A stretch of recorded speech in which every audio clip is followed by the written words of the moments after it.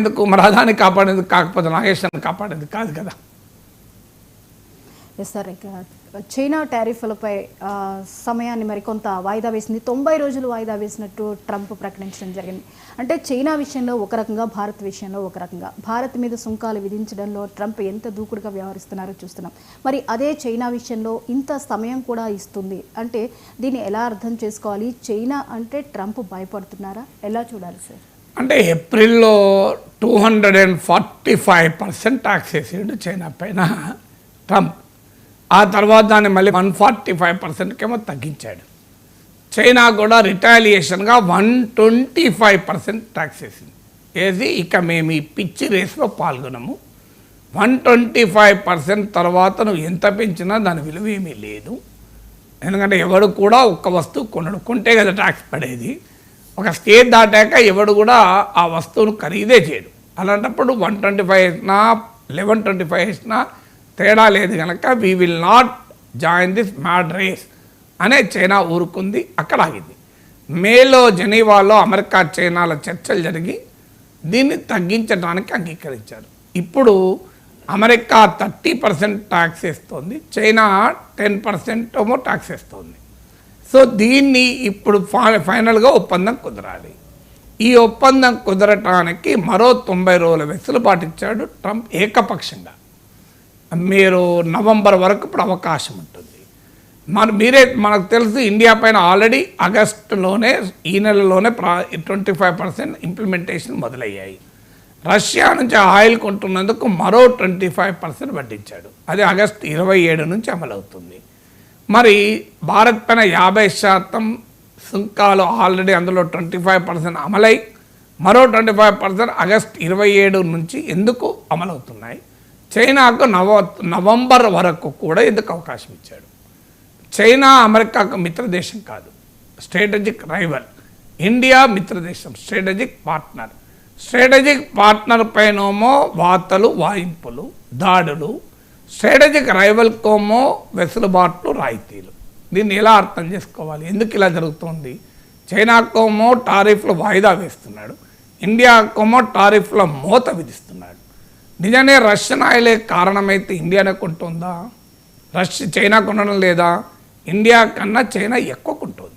మీరు ఈవెన్ ముడి చమురులో కూడా రష్యన్ క్రూడ్ ఆయిల్ ఎక్స్పోర్ట్స్లో 47% చైనా కొంటే 38% ఇండియా కొంటుంది క్రూడ్ ఆయిల్లో. మీకు ఎల్ఎన్జీలో 21% Russian LNG liquefied natural gas ఎక్స్పోర్ట్స్లో 21% చైనా కొంటుంటే ఇండియా దాదాపు నెగ్లిజిబుల్. అలాగే పైపుడ్ గ్యాస్లో చైనా 30% కొంటుంటే ఇండియా నెగ్లిజిబుల్. సో అందువల్ల ఈవెన్ ఒక్క క్రూడ్ ఆయిల్లోనే ఇండియా సబ్స్టాన్షియల్ అమౌంట్ కొంటుంది, అందులో కూడా మనకన్నా చైనానే ఎక్కువ కొంటుంది.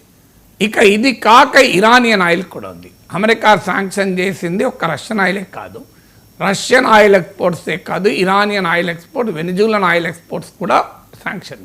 వెనిజులా పక్క పెడితే ఇరానియన్ ఆయిల్ తీసుకుంటే ఇండియా అసలు ఇరాన్ నుంచి ఆయిలే కొనడం లేదు. అమెరికా ఆంక్షల వల్ల ఇండియా జీరోకి తెచ్చుకుంది. ఒకప్పుడు 10 to 12% of India's crude oil imports were from Iran. కానీ ఇప్పటికీ ఇరానియన్ ఆయిల్ ఎక్స్పోర్ట్స్లో 90% చైనానే కొంటుంది. మరి అయినా చైనాకు రాయితీ ఏంటి, ఇండియాకు వాయింపు ఏంటి? ఫ్యాక్చువల్గా ఎక్కడన్నా ఉండాలి కదా. దీనికి మరి కారణం ఏంటి అంటే మనం ఇంతవరకు ట్రంప్ పేరు పెట్టి కూడా ప్రశ్నించడానికి మన ప్రధానమంత్రి సిద్ధంగా లేడు. చైనా ట్రంప్ను వాయించి వదిలేసింది. చైనా సింప్లీ వాయించి వదిలేసింది. ట్రంప్కు అర్థమైన పద్ధతి ఏంటంటే భయపెడితే భయపెట్టించుకుంటాడు, తిరగబడితే పారిపోతాడు. ఇది ట్రంప్ లక్షణం. మీరు ప్రపంచంలో అనేక దేశాల అనుభవాలు చూడండి, ట్రంప్ బిహేవియరల్ స్టైల్ ఇది. చైనా వాడు తిరగబడ్డాడు, మనం తిరగబడలే. ఇప్పటికీ మనం రిటాలియేటరీ టారిఫ్ వేయలే. అంటే మా పైన మీరు 50% వేస్తే మీపై కూడా మేము 50% వేస్తామని భారతదేశం అన్నది ఇప్పటికీ అనలే. కానీ చైనా ఆల్రెడీ వేసేసింది. 145% అమెరికా వేస్తే 125% చైనా వేసింది. ఏం చేసుకుంటే వేసుకోపో అన్నది. మరి ఇండియా ఎందుకు వేయలేకపోతుంది? వాణిజ్య లోటు అందామా, మనతో అమెరికాకు ఉన్న వాణిజ్య లోటు కన్నా చైనాతో ఎక్కువ ఉంది, చాలా ఎక్కువ ఉంది. రష్యన్ ఆయిల్ అందామా, మనకన్నా చైనా ఎక్కువ ఉంటుంది. పోనీ రిలేషన్ అందామా, మనతో ఫ్రెండ్షిప్ ఉంది, చైనాతో శత్రుత్వం ఉంది. ఏ రకంగా చూసినా మరి చైనా పట్ల రాయితీలు ఉండకూడదు. ఎందుకు? ట్రంప్ చైనాకు ఒక రకంగా భయపడుతున్నాడు. చైనా ఏం చేసింది? రిటాలియేషన్లో భాగంగా చైనా కొన్ని హెచ్చరికలు జారీ చేసింది.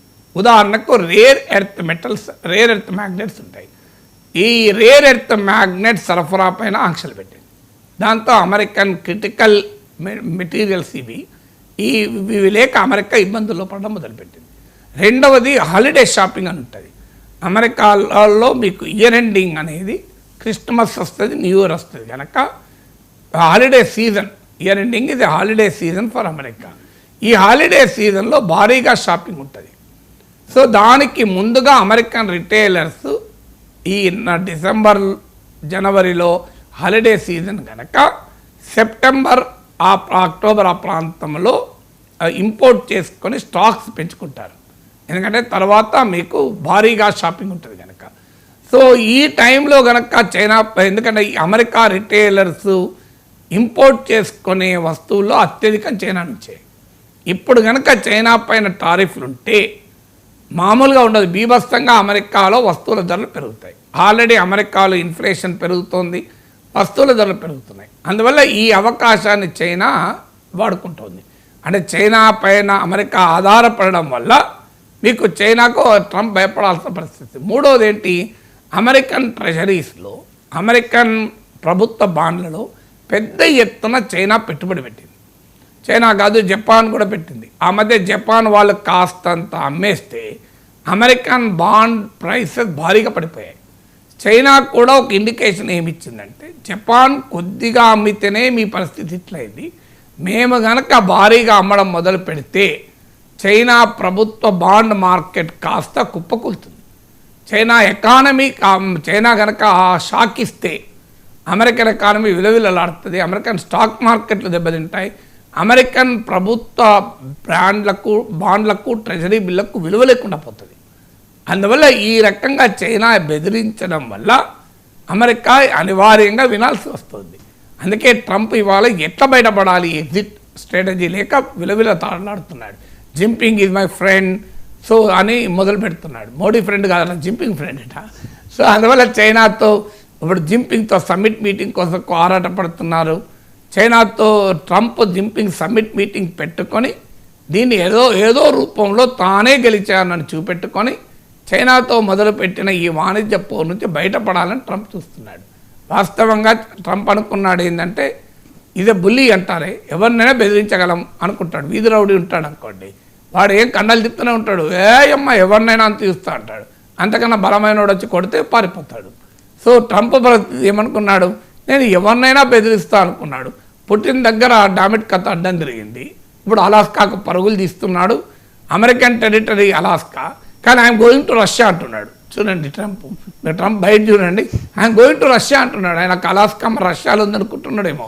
1867లోనే రష్యాను పాలించిన జార్జ్ చక్రవర్తి దాన్ని అమెరికాకు అమ్మేశారు $7.2 బిలియన్. ఆండ్రూ జాన్సన్ అని అమెరికన్ ప్రెసిడెంట్ ఉండగా. సో మరి అబ్రహాం లింకన్ తర్వాత ఆయన ప్రెసిడెంట్ అయినా. మరి ఎందుకంటున్నాడో ట్రంప్ తెలియదు, ఐఎమ్ గోయింగ్ టు రష్యా అంటున్నాడు. మరి అలాస్కాన్ రష్యాకి ఇచ్చేద్దాం అనుకుంటున్నాడో తెలియదు. ఎందుకంటే ఆ పుటిన్ వినడం లేదు, డామిట్ కథ అడ్డం తిరిగింది. ఇక్కడ చైనా వాళ్ళు కూడా పనిచేయడం లేదు. అందుకే ఇండియా దొరికింది, ఇండియా మీదే గుర్తున్నాడు. అలాస్కాలో ఆగస్టు 15న పుతిన్ ట్రంప్ భేటీ ఉండనుంది. తర్వాత